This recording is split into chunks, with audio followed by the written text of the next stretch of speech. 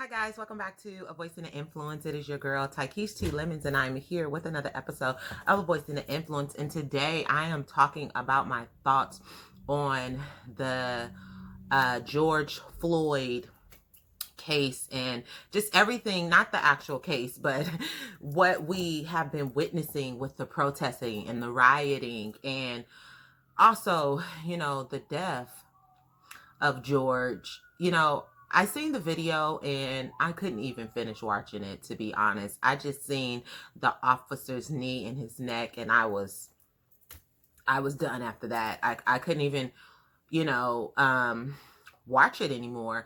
And I was on this call and they was asking us, how do we feel about it? And for me, I was just like, you know what, I'm really numb to it all, because we've been seeing this happen throughout history for so many years. Before I was even born, this was been going, it just has been going on. It's like a revolving circle that we see deaths happen over and over by police and black people. It's really sad. It's really sad.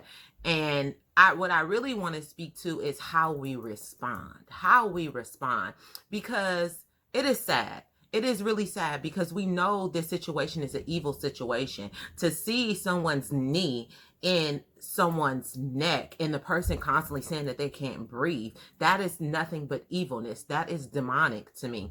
And how I see us responding is also evil. And I am a firm believer that we cannot overcome evil with evil. We have to overcome evil with good. And the issue that I find with every time something happens, we go tear up businesses, we go down and we protest.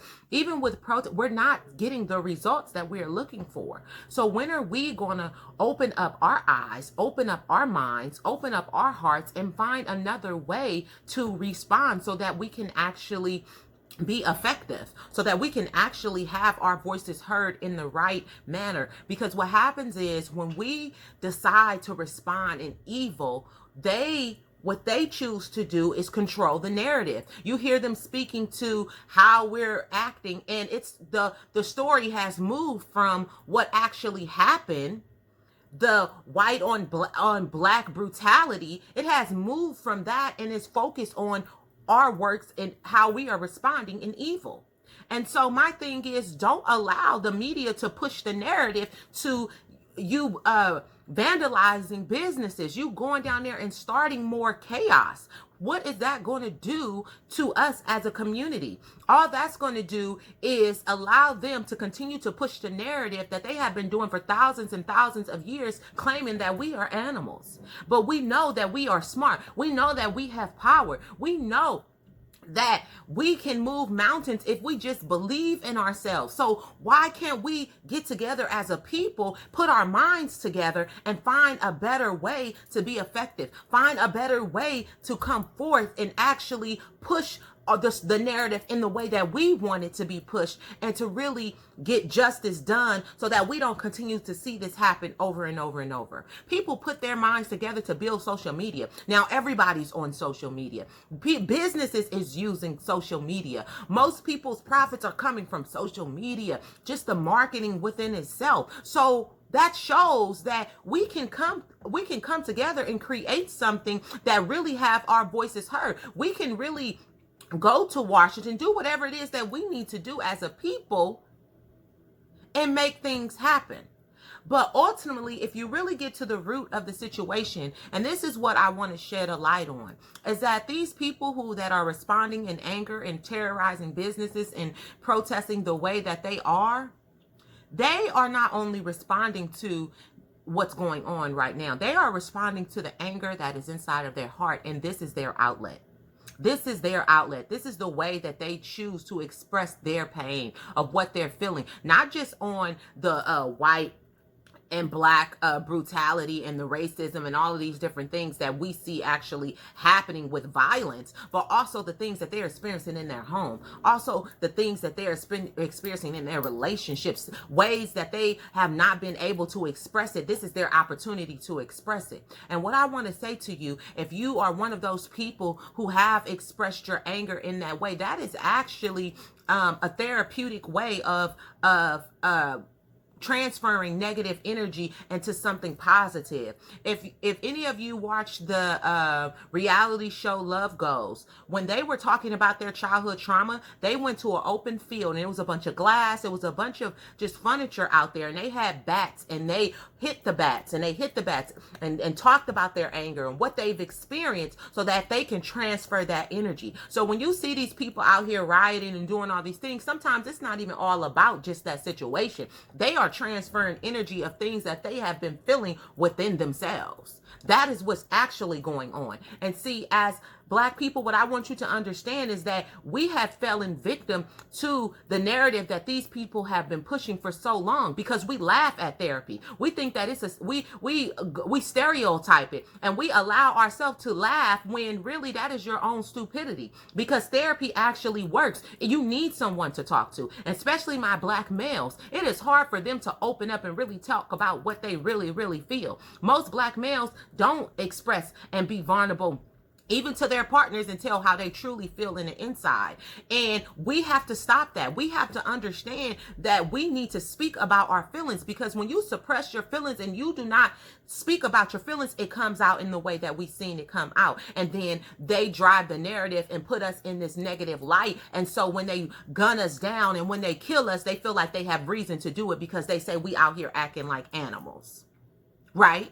But at the same time, it's like, you are not dealing with your true pain. You are not really speaking what you feel. You are not dealing with your situation at home. You're not dealing with your situation in your relationships. You're not dealing with your situation really. You're suppressing it and you're acting as if you're okay when you really are not okay. And then you end up putting yourself into a situation that could take your life because they don't care. We already know. They're out there really antagonizing people to do certain things so they can have the right to point their gun and to shoot us.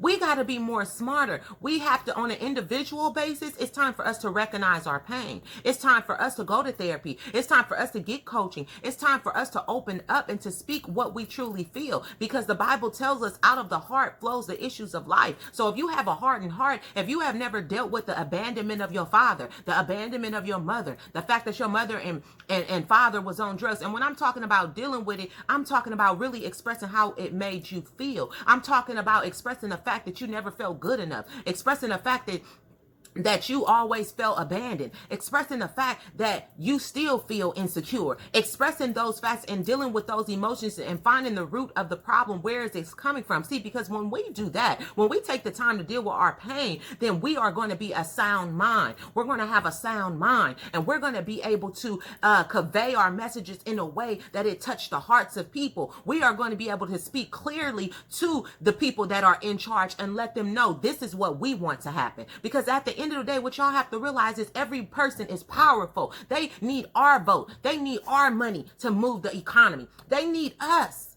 Think about it. They need us individually. So if we come together collectively as healed human beings and come together in a positive way and let our voices be heard and put our minds together and come up with a plan, we can run this country. We can truly bring love into the world on a larger magnitude.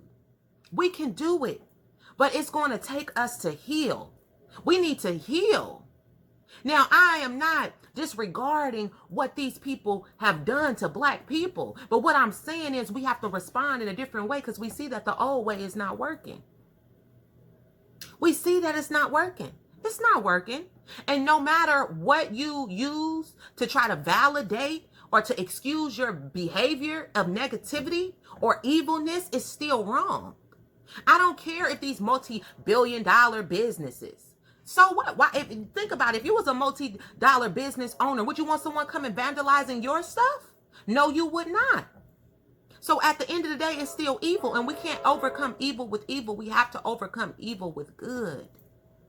So let us put our minds together as a people and deal with our childhood traumas and deal with the pain that we feel and educate ourselves and go to therapy and go to coaching and truly heal and put our mind together and figure out what is it that we are called to do. If everybody was walking around in their purpose and doing what they were called to do, we would be united.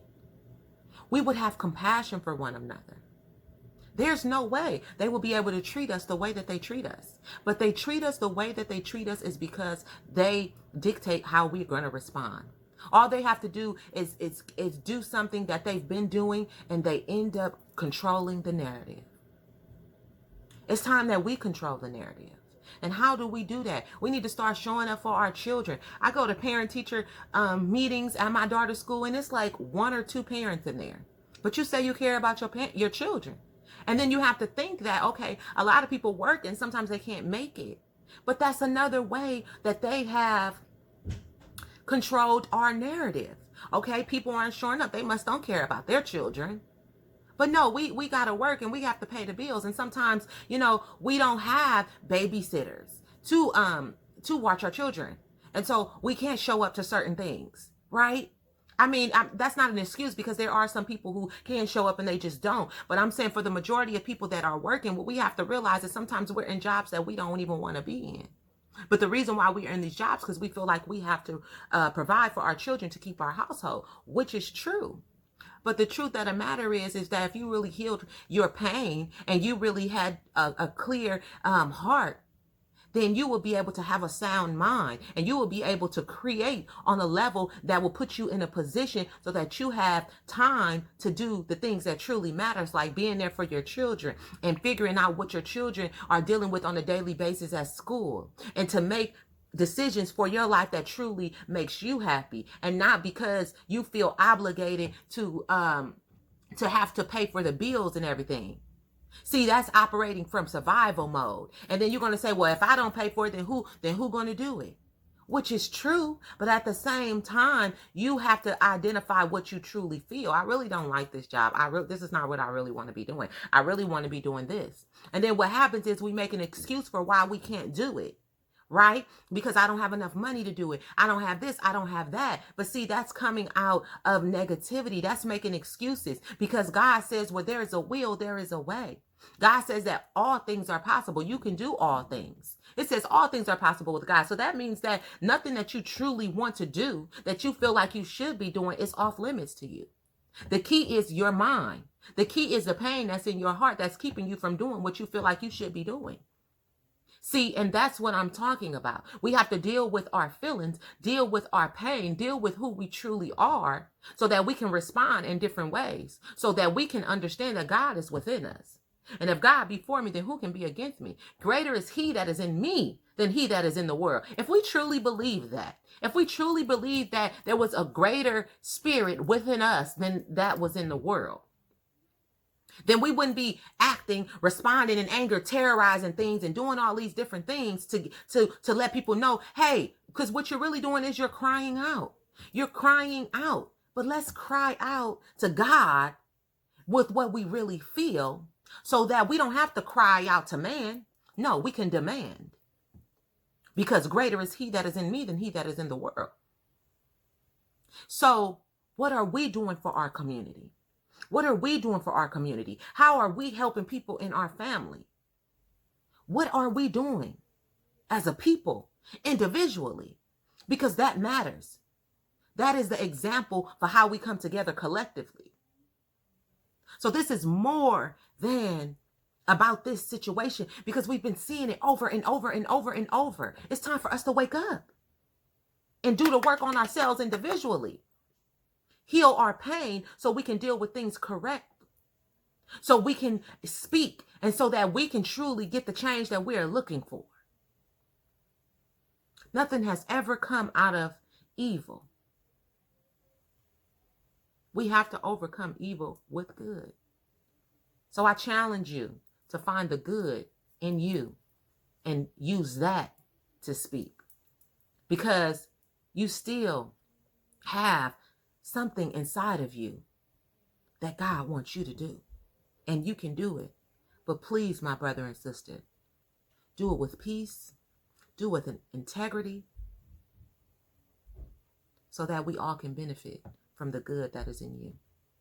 Thanks for tuning in to A Voice and an Influence. I pray this message has blessed you. I pray that it has liberated you in some type of way. It is your girl, Tykeisha T. Lemons, and you can always count on peace, truth, and love coming from your girl. Peace.